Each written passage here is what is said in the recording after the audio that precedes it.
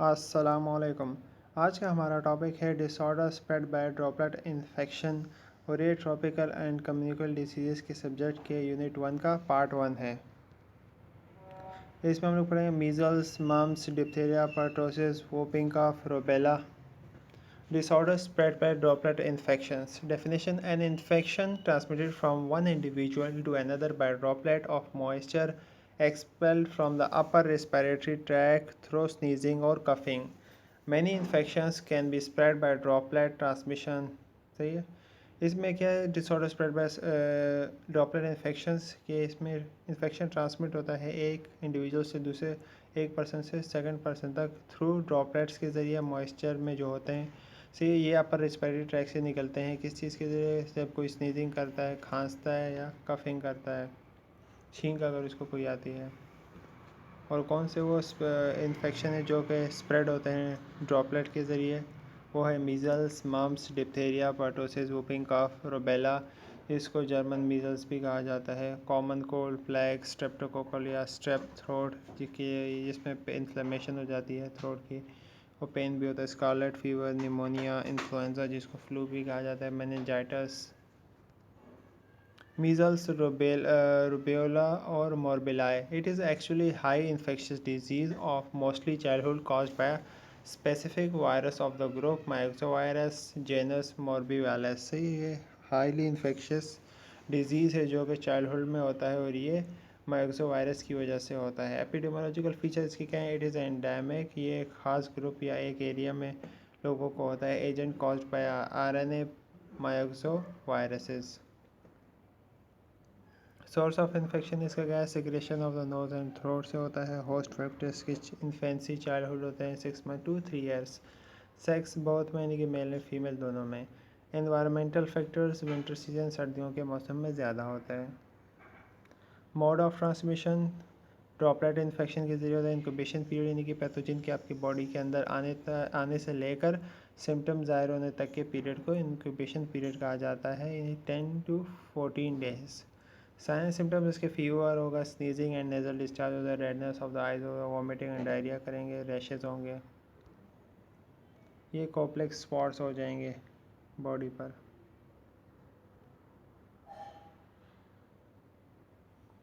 एरप्टिव phase red rashes behind the ear spreads rapidly in a few hours over the face and neck extend down to the body.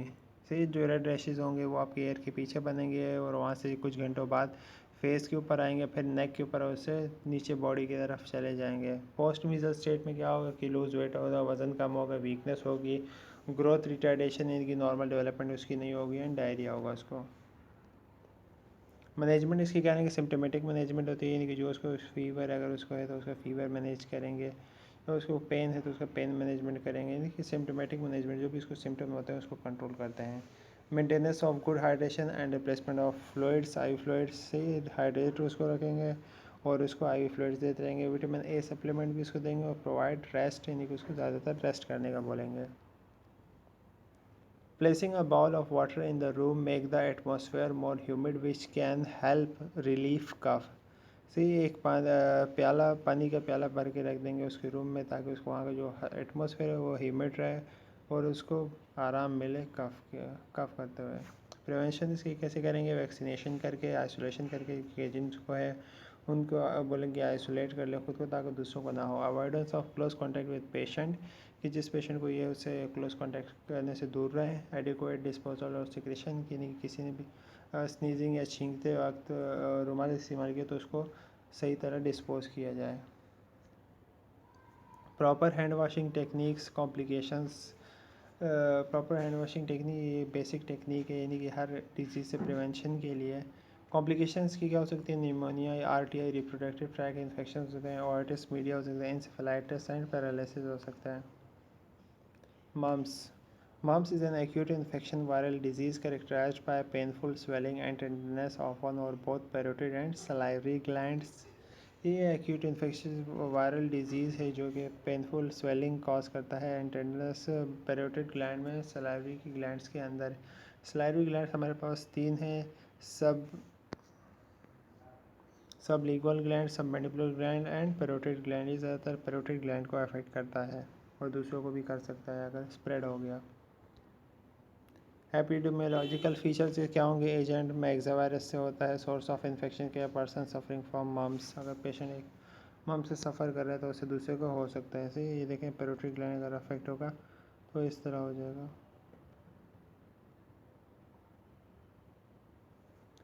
Host factors के क्या होंगे? Age, children 5 to 15 years, sex, बहुत sex में होता है male and female. Mode of transmission उसका कैसे होगा? पर्सन टू पर्सन होता है। इंक्यूबेशन पीरियड इसका क्या है? 2 to 3 वीक्स। इंक्यूबेशन पीरियड वो है कि जो पैथोजन का आपकी बॉडी के अंदर आने तक से लेकर सिम्टम्स ज़ाहिर होने तक के पीरियड को इंक्यूबेशन पीरियड कहा जाता है। साइन सिम्टम्स क्या होंगे? Swelling of the parotid gland, pain, stiffness on opening the mouth before the swelling of the gland. अभी स्वेलिंग हुई नहीं है ग्लैंड के अंदर, लेकिन स्टिफनेस होगी जब भी माउथ ओपन करेंगे, क्योंकि ये माउथ हमारा जाम हो रहा होगा, सही तरह ओपन नहीं हो पा रहा होगा। हेडेक होगा, फीवर होगा, सोर थ्रोट होगा, इरेचे होगा, रेडनेस होगा, ओडेमा अराउंड द माउथ होगा। लेबॉर्ट्री टेस्ट करवाएंगे। Viruses can be isolated from the saliva. Serum analysis करवाएंगे। ट्रीटमेंट सिम्टोमेटिक मैनेजमेंट इसकी भी करेंगे। जनरल मेजर्स करेंगे। बेड रेस्ट का ज़्यादा से ज़्यादा बोलेंगे उसको। Hot and cold formation to relief pain and fever. से हॉट एंड कोल्ड फॉर्मेशन को करेंगे ताकि उसको पेन में रिलीफ मिले। एनाल्जेसिक्स देंगे उसको पेन के लिए। पैसिव प्रोटेक्शन करेंगे। इम्यूनोग्लोबुलिन 2.5 ग्राम या milligram intramuscular after exposure to infection उसको देंगे।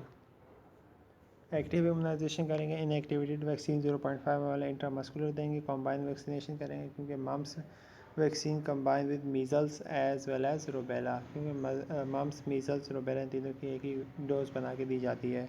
मेजर्स करेंगे। आइसोलेशन करेंगे। जिस बंदे को अगर है तो उसको आइसोलेशन करेंगे। हेल्थ एजुकेशन उनको देंगे। कॉम्प्लिकेशंस क्या हो सकती हैं? इनफर्टिलिटी इन मेल हो सकता है कि वो इनकी बाप नहीं बन पाएगा। लॉस ऑफ वॉइस हो सकता है यानी कि वो बोल नहीं पाएगा। और चाइटस ये यानी कि इन्फ्लेमेशन इन टेस्टिस, जिसकी वजह से इनफर्टिलिटी हो जाती है मेल के अंदर और वो आगे जाके बाप नहीं बन पाएगा। Diphtheria. It is an acute infectious disease caused by a corynebacterium. Diphtheria causes a thick covering in the back of the throat. It can lead to difficulty breathing, heart failure, paralysis, and even death. CDC recommends vaccines for infants, children, teens, and adults to prevent diphtheria. Diphtheria क्या है? Acute infectious disease है। किसकी वजह से होता है? Corynebacterium की वजह से। इसका पॉजिटिव एजेंट है और ये क्या करता है? एक थिक कवरिंग बना लेता है बैक ऑफ द थ्रोट के ऊपर, जिसकी वजह से ब्रीथिंग में मसला आता है। हार्ट फेलियर हो सकता है, फेलियर भी हो सकता है और इवन डेथ भी हो सकती है इससे। और CDC रिकमेंड करता है कि वैक्सीन इन्फेंट को, चिल्ड्रन को, टीन्स को दी जा सके ताकि प्रिवेंट किया जा सके डिप्थेरिया से। Diphtheria bacilli were discovered in 1883 to 44 by German physician Kalbs Loeffler. The bacteria usually affect the tonsils, throat and nose. Diphtheria इसको हो गया। एपिडेमियोलॉजिकल फीचर्स क्या होगा इसका? एजेंट कॉर्निबैक्टीरियम होगा। Source of infection secretion of the nose and throat. Host factors के क्या होंगे? Agent infancy, childhood, first years to 5 years, sex both male and female. Environmental factors में क्या है? विंटर सीजन में, सर्दी के मौसम में ज़्यादा होता है। मोड ऑफ ट्रांसमिशन क्या है इसका? Droplet infection, non respiratory route. Example non respiratory route इसका क्या है? किसी स्किन में कट वगैरह लग जाए, कट वाउंड हो। डायरेक्ट फिजिकल कॉन्टैक्ट से भी हो सकता है। Incubation period 2 to 6 days। Clinical features के क्या होंगे? The formation of greyish membrane over the tonsils. Congestion हो सकता है। Oedema, enlargement of lymph nodes के लिम्फ नोड्स इनलार्ज हो जाएंगे, साइज में बड़े हो जाएंगे क्योंकि फ्लूइड अकोमुलेशन हो जाएगी वहाँ पर। सोर थ्रोट होगा। Low grade fever 102 centigrade. Control measures क्या करेंगे? अर्ली डिटेक्शन करेंगे। Culture method swab should be taken from the nose and throat. Isolation treatment intramuscular और intravenous dosage of diphtheria antitoxin 10,000 to 80,000 units. Injection penicillin 2.5 milli unit देंगे उसको every 6 hours. Bed rest ज़्यादातर आराम करने का बोलेंगे उसको। डिप्थीरिया इम्यूनाइजेशन करवाएंगे। DPT vaccine 3 doses 0.5 ml intramuscular देंगे उसको। कॉम्प्लिकेशंस क्या हो सकती हैं इसकी वजह से? मायोकार्डाइटिस, जो कि यानी कि ये हार्ट की सेकंड लेयर को जाके अफेक्ट करेगा, जो कि मायोकार्डियम है। पेरिफेरल न्यूरोपैथी जो हमारे एक्सट्रीमिटीज़ होंगे वहाँ पे नर्व डैमेज हो जाएगी, यानी हमारे हैंड्स की, फीट्स की और आर्म की। Pertussis. Pertussis is an acute infectious disease caused by Bordetella pertussis. It is also called whooping cough. C acute infectious disease है जो कि बॉडीटेला परटोसिस की वजह से होता है और उसको वूपिंग कफ भी कहा जाता है। It is an acute disease of the respiratory tract characterized by paroxysms of cough. ये एक्यूट रिस्पायरेटरी डिजीज़ है जो कि रिस्पायरेटरी ट्रैक का है और उसको पैरोक्सिमस कफ से कैरेक्टराइज किया जाता है। More than 2 lakh children used to get whooping cough each year. 2 lakh बच्चों को यानी कि whooping cough हर साल होता है। Due to the effectiveness of vaccine, number has dropped significantly. Vaccine लगाने की वजह से 2 लाख से बच्चों की तादाद काफ़ी कम हो गई है कि जिनको होता है। There are 2 vaccines that include protection against whooping cough. 2 vaccine हैं हमारे पास जो कि काम करती हैं against whooping cough के। The DTaP vaccines protects young children from diphtheria, tetanus, and whooping cough. The TDAP vaccine protects preteens, teens, and adults from tetanus, diphtheria, and whooping cough. According to a study carried out in Pakistan in 2016, the disease's incidence was found to be 3.96 in 1,000 infants. Pertussis. Epidemiological features क्या होंगे इसका? Agent बॉडीटेला परटोसिस है, source of infection contaminated discharge है, host factors का as होता है, host factors यानी कि एज इसका मोस्टली 5 ईयर्स तक बच्चों में होता है, सेक्स इसका सिर्फ फीमेल में होता है, मेल में भी हो सकता है। Environmental factors winter and spring season. Mode of transmission क्या? ड्रॉपलेट इन्फेक्शन इनडायरेक्ट कॉन्टैक्ट से भी हो सकता है, थ्रो कफ, स्नीजिंग एंड कफ और टाक्स से भी हो सकती है। अगर आप बात कर रहे हो या किसी ने स्नीज कर दिया, कफ कर दिया। Incubation period 7 to 14 days. Clinical features के क्या होंगे? 3 स्टेजेस होते हैं इसकी। द कैटरल स्टेज इन्फ्लेमेशन जिसमें होती है लास्ट फॉर 1 to 2 वीक्स तक रहती है, स्लाइट टेम्परेचर होता है, कफ एट नाइट होता है and WBC white blood cells increase हो जाते हैं।